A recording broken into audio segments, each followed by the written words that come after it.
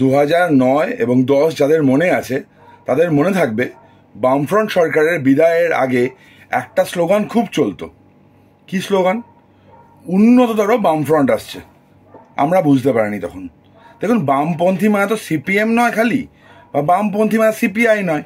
এই মাওবাদ, এই বাদ, ওই বাদ, লিবারেশন সবকটাই তো বামপন্থীদের অংশ, তাই না? সেই উন্নততর বামটা আমরা বুঝতে পারিনি। সময় গেছে, সরকারের পরিবর্তন হয়েছে, তৃণমূল কংগ্রেস এসছে, মমতা বন্দ্যোপাধ্যায় এসছে। এখন আমরা বুঝতে পারছি সেই উন্নততর বামফ্রন্ট ওটাই হলো তৃণমূল। বামফ্রন্টের যে অত্যাচার ছিল, তৃণমূল আমলে অত্যাচারের মাত্রা বৃদ্ধি হলো। শিল্প বামফ্রন্ট আমলে বন্ধ হলো, তৃণমূল আমলে নতুন শিল্প কোনো হলো না। সেখানে সাদা থান যেত ভোটের আগে, এখানে দুয়ারে উন্নয়ন দাঁড়িয়ে থাকে। অবস্থা এক, আমাদের যা কন্ডিশন ছিল সেই কন্ডিশনেই পড়ে আছি। সেগুলো নিয়ে নয় বিস্তর আলোচনা হবে। গতকালকে আমাদের মাননীয় মুখ্যমন্ত্রী মমতা বন্দ্যোপাধ্যায় জঙ্গলমহলে তার প্রচার সভা থেকে একটা মারাত্মক কথা বলেছেন। আগে একটু শুনে নিই আমরা। মাহাতো কবে জেল থেকে ছাড়া পেয়ে গেছে, কিন্তু আমার এই দিনটার কথা মনে আছে। আমি প্রথম জঙ্গলমহল যার হাত ধরে ঢুকি তার নাম হচ্ছে ছত্রধর মাহাতো। ছত্রধর আমার ব্লকের প্রেসিডেন্ট ছিল। ছত্রধর কিন্তু তৃণমূল কংগ্রেস করতো তখন, 2008 সালের কথা বলছি আমি। মমতা বন্দ্যোপাধ্যায় কি বললেন শুনলেন তো আপনারা?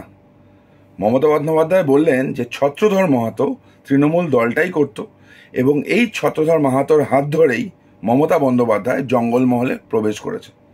এবার এই ছত্রধর মাহাতো কে? জ্ঞানেশ্বরী কাণ্ডের মূল অভিযুক্ত। জ্ঞানেশ্বরী কাণ্ড আপনাদের মনে আছে? মেমোরি উইক হয়ে যায়, অনেক কিছু ভুলে যান, এটাও হয়তো ভুলে গেছেন। 28শে মে 2010 সাল জ্ঞানেশ্বরী এক্সপ্রেস অ্যাক্সিডেন্ট হলো, 141 জনের প্রাণ গেল। অ্যাক্সিডেন্ট হয়নি, অ্যাক্সিডেন্টটা করানো হয়েছিল। সিবিআই তদন্ত হলো, নাম আসলো ছত্রধর মাহাতোর। ছত্রধর মাহাতো অন্যতম অভিযুক্ত ওই জ্ঞানেশ্বরী কাণ্ডের। মমতা বন্দ্যোপাধ্যায় তখন রেলমন্ত্রী, ইউপিএ 2 তখন ক্ষমতায়। মমতা বন্দ্যোপাধ্যায় অনেক আন্দোলন করলেন, মাওবাদীদের বিরুদ্ধে অনেক কথা বললেন। তো আজকে তো আমরা বুঝতে পারছি, যাহাই মাওবাদী তাহাই বামফ্রন্ট তাহাই তৃণমূল।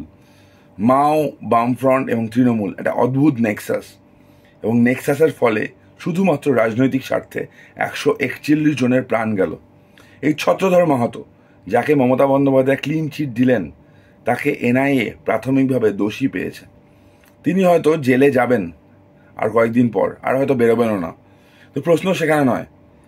জ্ঞানেশ্বরী কাণ্ড, যেই কাণ্ডে আমাদের সহনাগরিক 141 জনের প্রাণ গেল অফিসিয়ালভাবে, কতজন পার্মানেন্টলি ডিসেবলড হয়েছে তার হিসাব নেই, কতজন জীবনে আর দাঁড়াতে পারবে না ঠিকঠাকভাবে তার হিসাব নেই, কতগুলো পরিবার নষ্ট হলো আপনারা হিসাব করুন।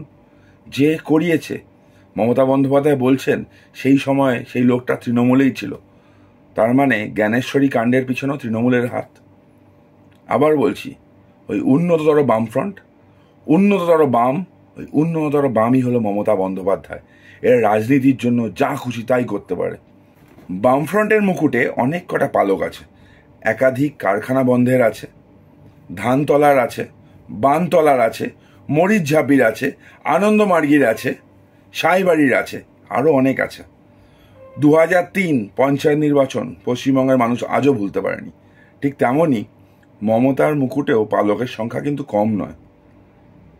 পঞ্চায়েত নির্বাচন, political violence, post pole violence, কতজন মারা গেছে তার হিসাব নেই।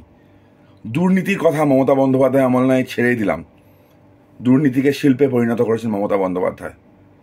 আমরা তখন বুঝতে পারিনি, এখন বুঝতে পারছি।